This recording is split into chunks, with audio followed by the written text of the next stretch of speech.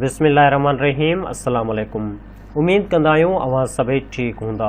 काफ़ी ॾींहंनि जी मसरूफ़ियात खां पोइ हिकु दफ़ो ॿीहर अवां जी ख़िदमत में हिन हिकु न्यू वीडियो सां हाज़िर आहियूं ऐं इंशाअल्लाह अॼु वारी हिन वीडियो में पाण नाउन जे बारे में डिटेल में सिखंदासीं त नाउन छा हूंदो आहे, नाउन छा खे चइबो आहे, नाउन जी डेफिनेशन कहिड़ी आहे, इहो सभु सिखंदासीं। तंहिंसां गॾोगॾु टाइप्स ऑफ नाउन जे बारे में बि डिटेल में सिखंदासीं त नाउन जा केतिरा क़िस्म आहिनि, उन्हनि खे सिंधी में बि सिखंदासीं, इंग्लिश में बि सिखंदासीं, डेफिनेशन्स जो इस्तेमालु बि कंदासीं, यूज़ेज जो इस्तेमालु बि कंदासीं, एग्ज़ाम्पल बि ॾिसंदासीं, यानी कि मुकमल तरह सां अॼु वारी हिन वीडियो में नाउन खे सिखंदासूं।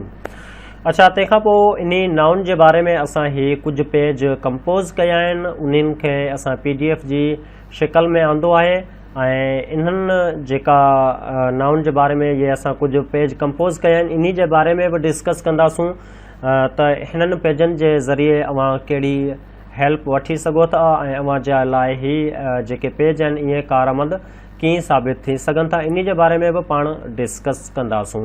ऐं इहो PDF जी जेका फाइल आहे इहो तव्हां किथां डाउनलोड करे सघो था, उन जे बारे में बि लास्ट में डिस्कस कंदासीं।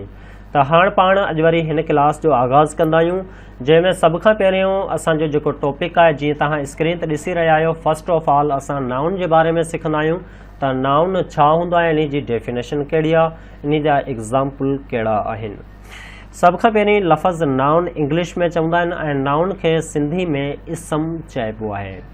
नाउन सिंधी में इसम नाले सॾियो वञे थो। नाउन जो सिंधी में नालो आहे इसम। ठीकु आहे। इन नाउन जी जेका डेफिनेशन आहे, यानी कि इन नाउन जी जेका इंग्लिश में वसफ़ आहे, उहो आहे a noun is a name of a person, place, things or idea. In sentence noun can play the role of subject. Noun जेको आहे कंहिं बि शख़्स, कंहिं बि शइ या कंहिं बि जॻह, कंहिं बि ख़्याल जे नाले खे नाउन सॾियो वञे थो। यानी कि को बि इंसान आहे, उन इंसान जो जेको नालो आहे उन नाले खे नाउन सॾियो वञे थो, यानी कि उन नाले खे इसम सॾियो वञे थो। इसम चवंदा आहिनि कंहिं बि शइ जे नाले खे, चाहे पोइ उहो जानदार हुजे, चाहे उहो बेजानदार हुजे, चाहे उहो को ख़्याल ई हुजे, लेकिन उन जो जेको नालो आहे उन नाले खे चइबो आहे नाउन। सिंधी में बि इहो ई इन जी जेका वसफ़ आहे, जेका तव्हांखे ॿुधाई आहे त नाउन कंहिं बि शइ जे नाले खे सॾियो वञे थो। मिसाल तौरु कंप्यूटर हिकु नालो आहे, इन खे असां नाउन सॾंदासीं। असद हिकु नालो आहे, इन खे असां नाउन सॾंदासीं।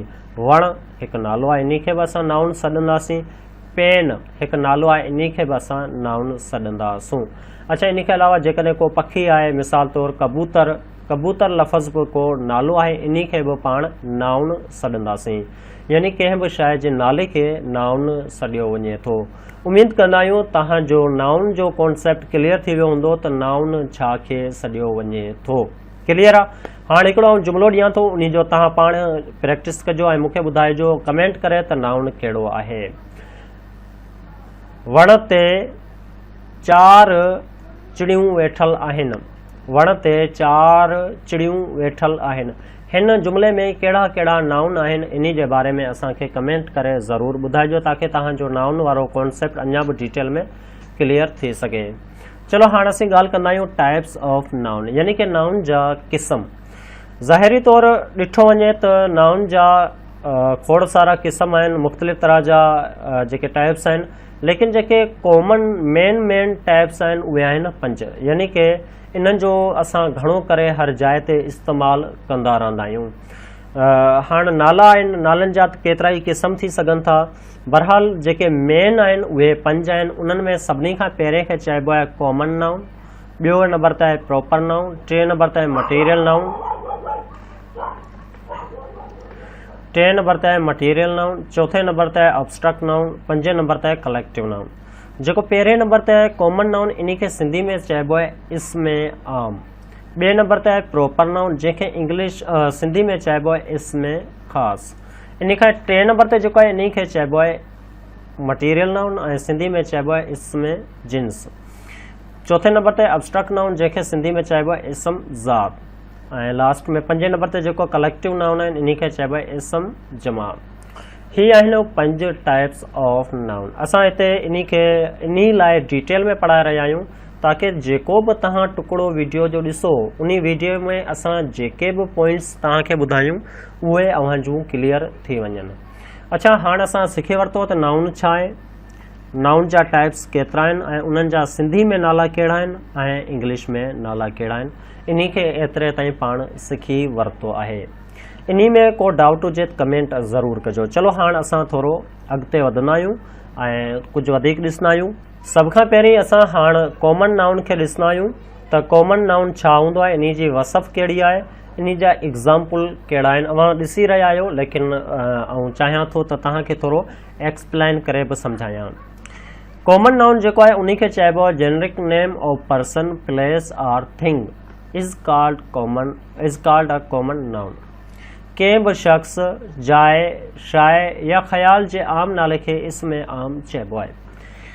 कॉमन नाउन अहिड़ो नालो आहे जेको नालो वठण सां को बि पार्टिकुलर इंसान जी आइडेंटिफिकेशन न थिए, उन जी पूरी ज़ात जी आइडेंटिफिकेशन थिए या उन पूरी जिन्स जी आइडेंटिफिकेशन थिए या वरी उन पूरी कैटेगरी जी आइडेंटिफिकेशन थिए त उन खे चइबो आहे कॉमन नाउन।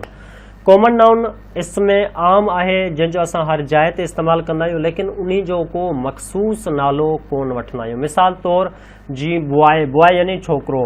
हाणे हिते कंहिं बि पार्टिकुलर छोकिरे ॾांहुं इशारो कोन्हे कयल, जस्ट 2 स्टूडेंट बीठा आहिनि, असां चवंदासीं बॉय। हाणे हिते 3 स्टूडेंट मां कहिड़े बॉयज खे चई रहियो आहे, हिते उन जी ख़बर कोन पई पवे, हिते छो जो 2 बॉय बीठल आहिनि। इन लाइ अहिड़े नाले खे असां चवंदा आहियूं कॉमन नाउन, जेको हर बॉय लाइ इस्तेमालु थी सघंदो हुजे, अहिड़ो नालो जेको हर शइ लाइ इस्तेमालु थी सघंदो हुजे। जीअं गर्ल यानी छोकिरी।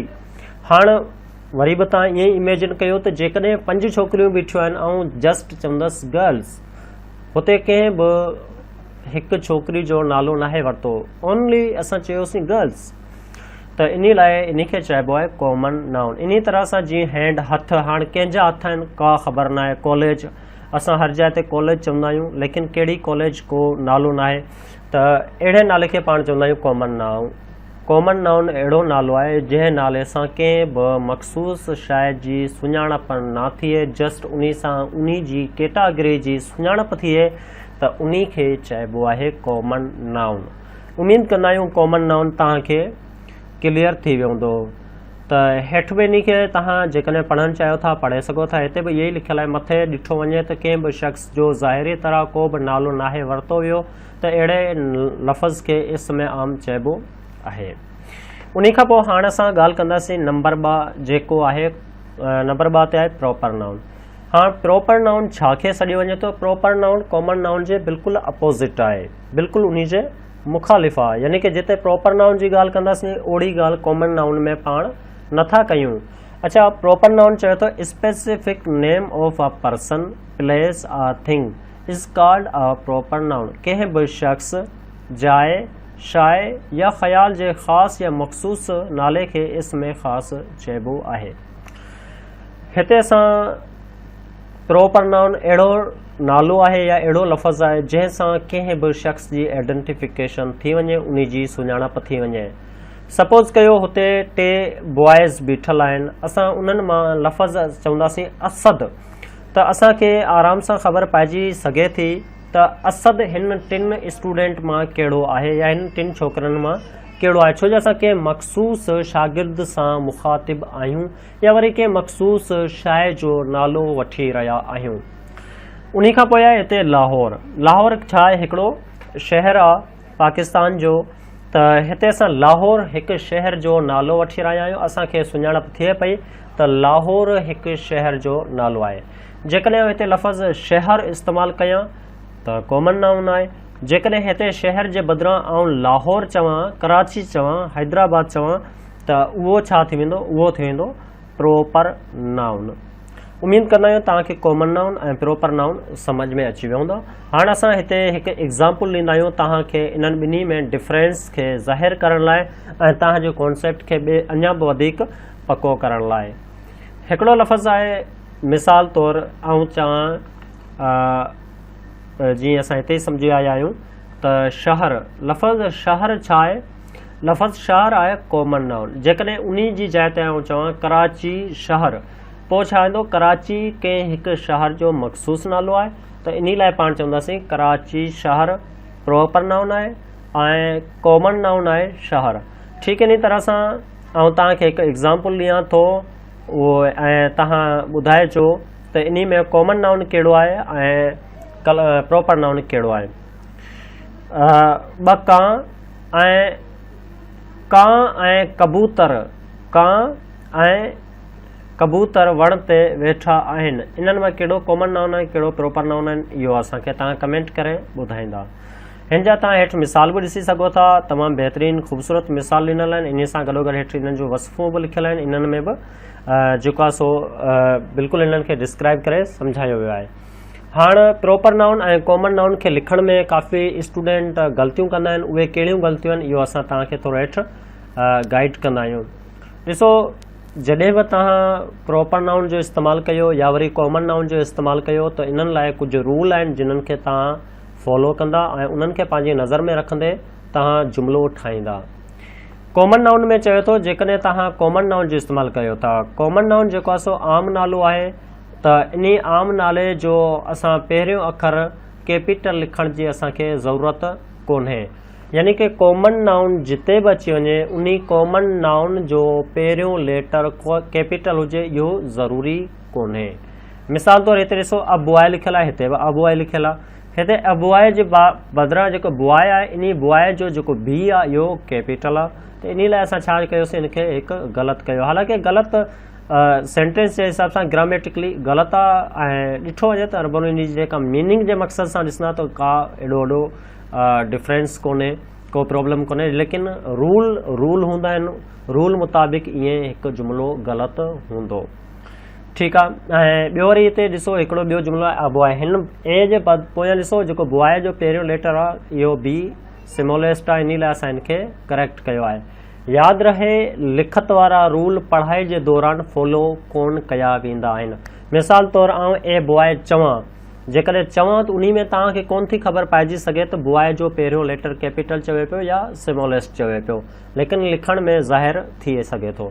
ठीकु, इन जे बदिरां आउं तव्हांखे पहिरीं बि ॿुधायो हुयो त कॉमन नाउन जे प्रॉपर नाउन बिल्कुलु अपोज़िट आहे। हाणे हिते इन जे ई अपोज़िट रूल आहे त हाणे जिते बि कॉमन नाउन अची प्रॉपर नाउन अची वञे थो त उन प्रॉपर नाउन जो पहिरियों लेटर हमेशह कैपिटल हुजणु घुरिजे।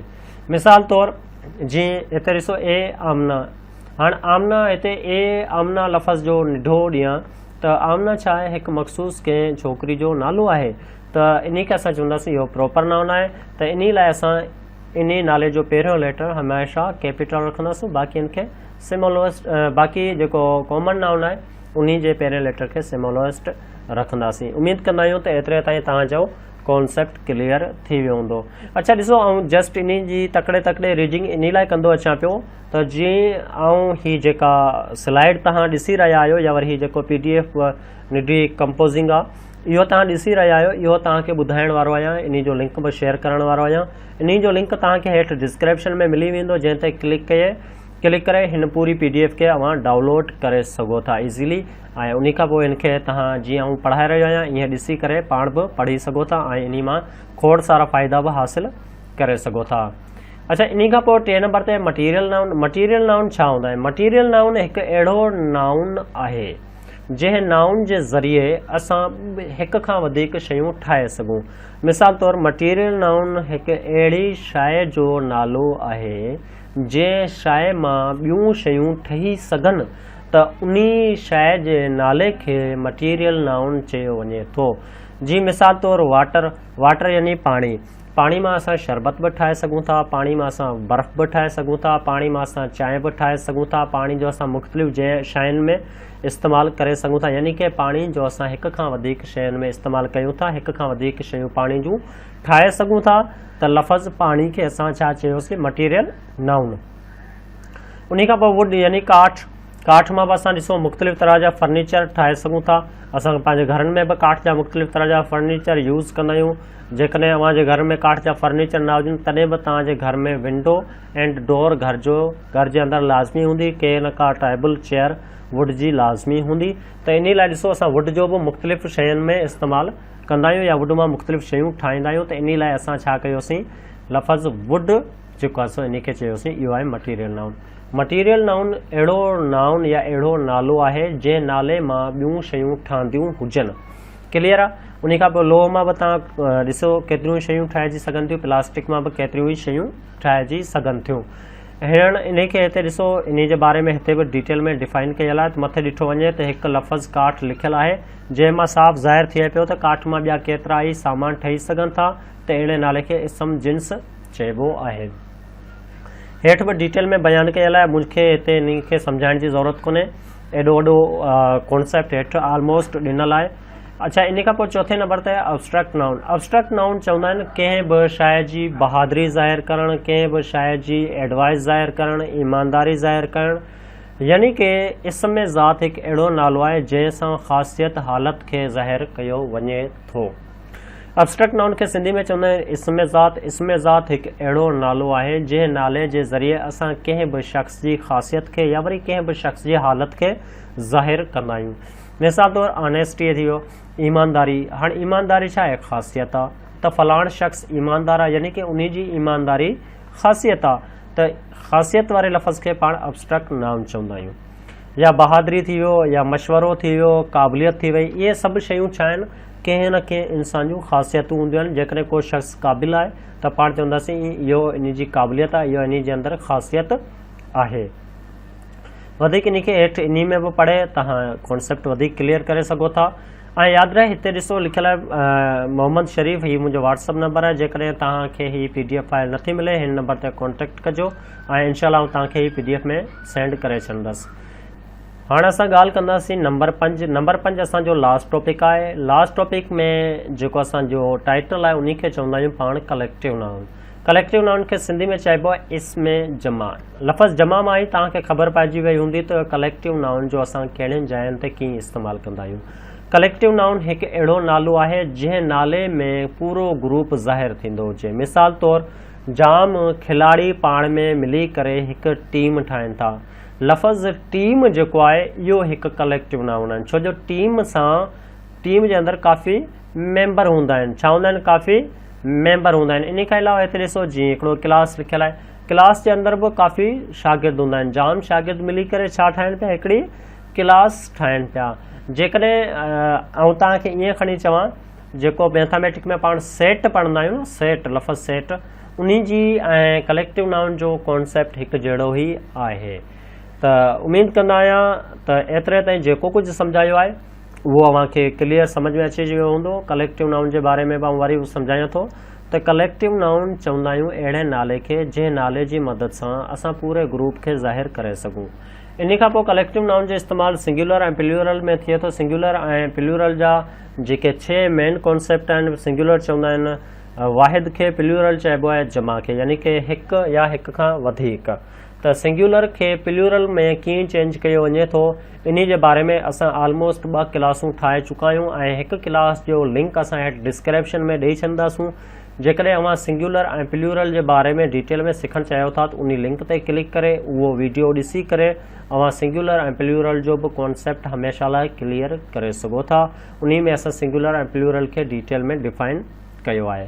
चलो हाणे असां ॻाल्हि कंदा आहियूं हिन PDF जे बारे में, जेका तव्हांजे साम्हूं तव्हांजे नज़रनि जे साम्हूं हीअ खुली पई आहे, जंहिंजी मदद सां पाण हींअर एतिरा टॉपिक क्लियर कया।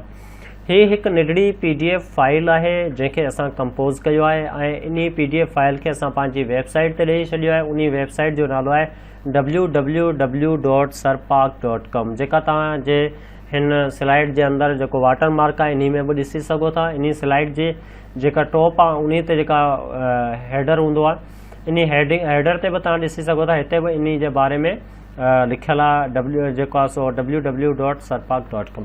इन वेबसाइट ते तव्हां वञी करे हिन बुक खे डाउनलोड करे सघो था। ॿिया बि स्टडी जे रिलेटेड जेके बि किताब आहिनि उन्हनि खे बि डाउनलोड करे सघो था। ऐं जेकॾहिं अव्हां इन वेबसाइट ते नथा वञणु चाहियो त इन जी लिंक असां डिस्क्रिप्शन में ॾेई छॾींदासीं। जस्ट तव्हांखे उन लिंक ते क्लिक करिणो आहे, ऑटोमेटिक तव्हां हिन PDF फाइल ते पहुची वेंदा ऐं इन PDF फाइल खे तव्हां इज़ीली डाउनलोड करे वठो। डाउनलोड करण खां पोइ इन खे वेही पढ़ाई कयो ऐं इन जा जेके बि मेन कॉन्सेप्ट आहिनि उन्हनि खे क्लियर कयो ऐं असांखे कमेंट करे ज़रूरु ॿुधाइजो त हीअ वीडियो ऐं हीअ PDF फाइल अव्हांखे कीअं लॻी। त हाणे इंशाल्लाह असां मुकलाणी वठंदासीं, मुकलाणी न आहे बसि कुझु टाइम ताईं तव्हां खां इजाज़त वठंदासीं। इंशाल्लाह हिकु दफ़ो ॿीहर अव्हांजी ख़िदमत में हिकु न्यू कंहिं वीडियो सां हाज़िर थींदासीं।